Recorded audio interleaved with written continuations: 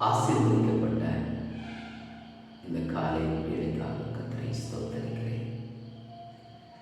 இந்த நாட்களிலே தேவன் நம்மளோடு வேத பகுதியோடு இடைப்படுகிறார்.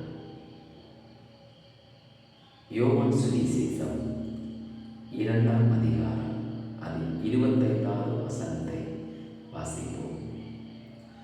மனுஷனுக்குள் இருப்பதை அவர் அறிந்திருந்தபடியால் மனுஷரை குறித்து ஒருவரும் அவருக்கு சாட்சி கொடுக்க வேண்டுவதில்லை என்று வேதம் சொல்லுகிறது.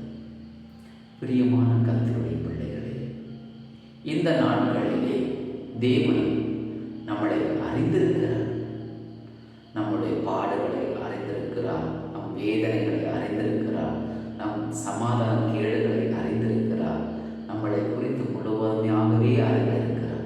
ஏன்னா தேவன் அறிகிறவர். வேதம் சொல்லுகிறது, மனுஷனுக்குள் இருப்பதை அவர் அறிந்திருந்தபடியால் என்று வேதம் சொல்லுகிறது. வேதம் தெளிவாக நமக்கு கற்றுக் கொடுக்கிறது. மனுஷனுக்குள் இருப்பதை அவர் அறிந்திருந்தார் என்று வேதம் சொல்லுகிறது. தெய்வம் இயேசு நம்மை அறிந்திருக்கிறார், மனுஷனை அறிந்திருக்கிறார், அவருடைய பாடுகளை அறிந்திருக்கிறார், வேதனை அறிந்திருக்கிறார், எல்லாத்தையும் தேவன் அறிந்திருக்கிறார். நீ துன்பப்படுகிறாயா, நீ சமாதானம் இல்லாமல் இருக்கிறாயா, எல்லாமே அறிந்திருக்கிறார். தெய்வம் அறிகிறவர். நீ கலங்காதே. நீ கண்ணீரோடு இருக்கிறாயா, நீ கலங்காதே. தேவன் உனக்கு அற்புதங்களை செய்வார்.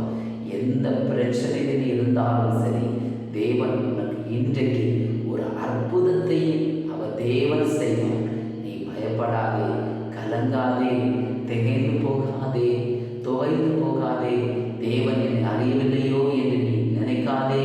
தேவன் உன்னை அறிந்திருக்கிறார் என்று வேத பகுதியை சொல்லுகிறது. இயேசு மனுஷனுக்குள் இருப்பதை அவர் அறிந்திருக்கிறார் என்றபடியால் ஆமென். எல்லாத்தையும் தேவன் அறிந்திருக்கிறார். பயப்படாதே, திகையாதே, நீ திகைந்து போகாதே, நீ சோர்ந்து போகாதே. எல்லாத்தையும் தேவனே அறிந்திருக்கிறார். எல்லாத்திலையும் விடுதலை